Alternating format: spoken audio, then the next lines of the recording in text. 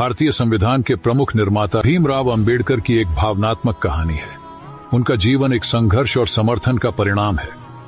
एक बार अंबेडकर ने एक गरीब दलित महिला को देखा जो अपने बच्चे को गोदी में लिए रो रही थी। उनके दिल में गहरा दर्द हुआ।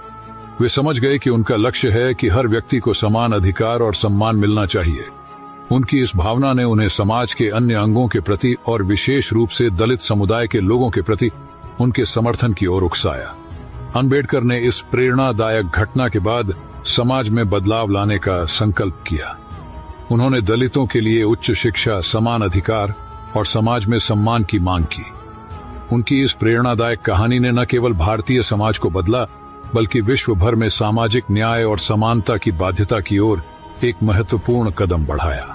बाबासाहेब शिकले त्यांनी घेतलेलं शिक्षण, बाबासाहेब शिकले त्यांनी घेतलेलं शिक्षण, बाबासाहेब शिकले त्यांनी घेतलेलं शिक्षण, लिहिली घटना देशासाठी केलं देश रक्षण। आता शिक बाबा शिक, शिक बाबा शिक, काहीतरी शिक, नाहीतर जन्मभर मागशील भीक बाबा मागशील भीक।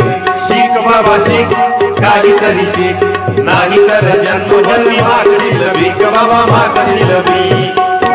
म्हणून शिक्षण महत्वाचं आहे।